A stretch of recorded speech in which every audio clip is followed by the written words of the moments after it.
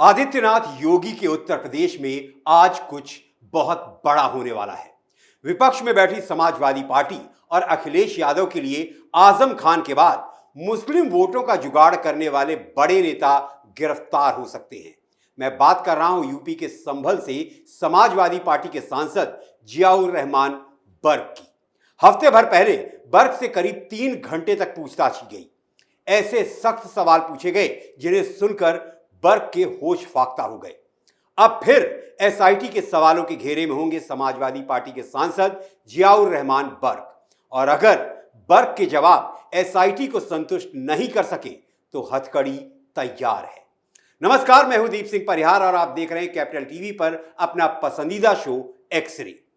Ziaur Rahman Barq jail जाने वाले हैं।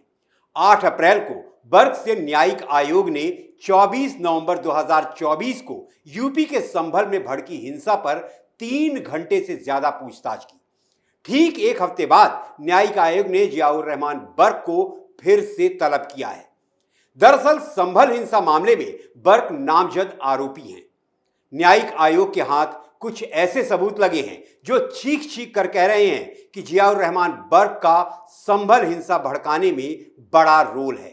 आयोग का मानना है कि 24 नवंबर को भड़की हिंसा का स्क्रिप्ट राइटर कोई और नहीं, खुद समाजवादी पार्टी के संभल सांसद जियाउर रहमान बर्क हैं।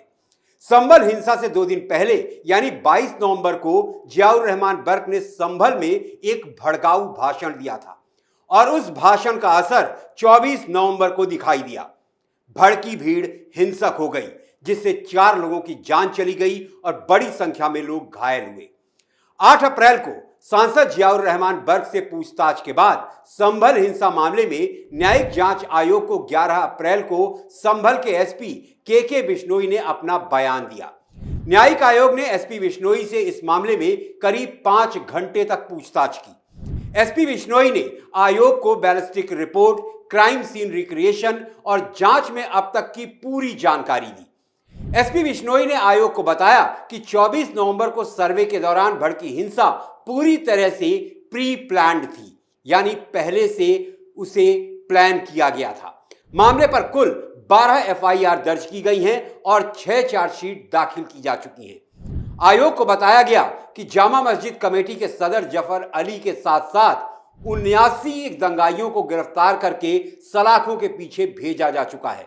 संभल हिंसा में 3 महिलाओं के शामिल होने की भी बात एसपी बिश्नोई ने आयोग को बताई है। इसके अलावा एसपी बिश्नोई ने आयोग को संभल सांसद जियाउर रहमान बर्क और समाजवादी पार्टी के ही एक विधायक इकबाल महमूद के बेटे सुहेल इकबाल और जामा मस्जिद के सदर जफर अली की हिंसा में भूमिका पर विस्तृत रिपोर्ट सौंपी है। रिपोर्ट में एसपी बिश्नोई ने साफ किया है कि 24 नवंबर 2024 को हुई इस हिंसा में इन नेताओं की साजिश का ही हाथ है। न्यायिक आयोग के सदस्य और पूर्व डीजीपी ए.के. जैन ने बताया कि संभल के पुलिस अधीक्षक कृष्ण कुमार बिश्नोई को आयोग के समक्ष बयान दर्ज कराने के लिए तलब किया गया।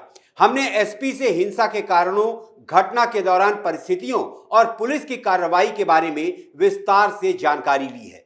ये जांच का एक महत्वपूर्ण हिस्सा है और हम हर पहलू को ध्यान से देख रहे हैं।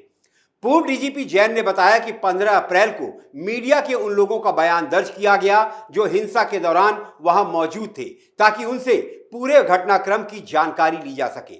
और अब 16 अप्रैल को बारी है जियाउर रहमान बर्क की। बारी क्या है? जियाउर रहमान बर्क गिरफ्तार हो सकते हैं। अब यहां हम आपको 8 अप्रैल को बर्क से हुई पूछताछ के बारे में बता देते हैं। जानकारी के मुताबिक संभल सांसद जियाउर रहमान बर्क एसआईटी के कई सवालों के जवाब नहीं दे पाए, या जवाब दिया तो कहा मुझे याद नहीं। एसआईटी ने पूछा कि संभल हिंसा की जांच में सामने आया है कि हिंसा के 1 दिन पहले जामा मस्जिद के सदर जफर से आपकी 3 बार बातचीत हुई थी। जफर अली से आपकी क्या बातचीत हुई? इस पर बर्क ने एसआईटी को गोलमोल जवाब दिया। एसआईटी ने बर्क से जामा मस्जिद सर्वे के बारे में सवाल पूछा, जिसके जवाब में बर्क ने कहा कि उन्हें सर्वे के बारे में जानकारी नहीं थी। बर्क का यह जवाब किसी को भी हजम नहीं होगा, तो भला जांच कर रही एसआईटी को कैसे हजम होगा? बर्क के झूठ का इसी बात से पर्दाफाश हो जाता है कि जियाउर रहमान बर्क की 23 नवंबर को ही जामा मस्जिद के सदर जफर अली से बातचीत हुई थी। जफर ने बर्क को सर्वे वाली बात नहीं बताई, इस पर विश्वास करना मुश्किल है। पहले तो बर्क ने एसआईटी के सामने इस बात से भी इनकार किया कि जफर से उनकी बातचीत हुई थी।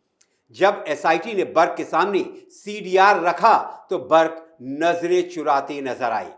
बर्क के खिलाफ व्हाट्सएप ग्रुप भी बड़े सबूत हैं जिन्हें एसआईटी की टीम खंगाल चुकी है।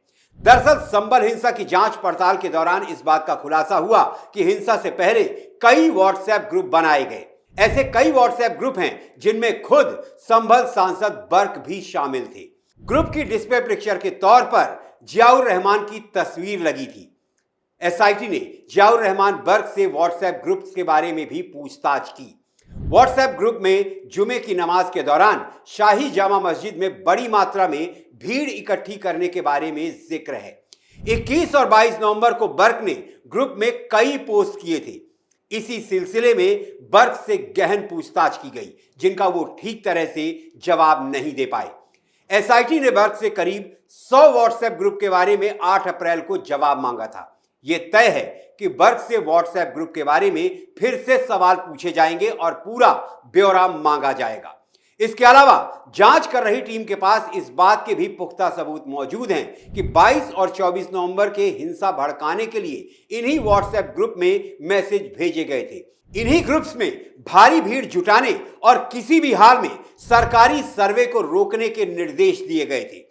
पुलिस सूत्रों के मुताबिक गुलाम और दुबई में बैठे शारिक साठा की बातचीत हुई। 23 नवंबर को गुलाम और शारिक साठा के बीच बातचीत हुई थी, जिसमें यह साफ हो गया कि 24 नवंबर को हर हाल में हिंसा के इरादे से ये लोग काम कर रहे थे। बातचीत में साठा ने कहा कि किसी भी हाल में सर्वे को रोकना है, जिसके बाद बड़ी संख्या में लोगों को इकट्ठा किया गया और हिंसा भड़काई गई। जियाउर रहमान बर्क से इन तमाम बातों पर भी सवाल पूछे जाएंगे। शारिक साठा से उनका क्या संबंध है, इस पर भी सवाल पूछे जा सकते हैं। यानी संभल के सांसद जियाउर रहमान बर्क पर 16 अप्रैल का दिन बहुत भारी गुजरने वाला है। अगर एसआईटी के सवालों का बर्क ने ठीक ठीक जवाब नहीं दिया तो बर्क के सिर पर बहुत बड़ी मुसीबत आने वाली है। जियाउर रहमान बर्क का क्या होगा? क्या एसआईटी उन्हें गिरफ्तार कर लेगी या फिर राहत की कोई उम्मीद दिखाई दे रही है? आप अपनी राय कमेंट बॉक्स में लिखिए। आपकी प्रतिक्रिया का हमें इंतजार रहेगा। और यह भी लिखिए कि आपको हमारी ये एक्स-रे रिपोर्ट कैसी लगी। अच्छी लगी तो लाइक कीजिए, कमेंट कीजिए, दोस्तों और परिवार के साथ शेयर कीजिए। आपका सहयोग ही हमारा हौसला है। अब आज के लिए इतना ही। मुझे दीजिए इजाजत। अगली एक्स-रे रिपोर्ट के साथ आपसे फिर मुलाकात होगी। तब तक आप अपना ख्याल रखें, स्वस्थ रहें, सुरक्षित रहें। जय हिंद, जय भारत।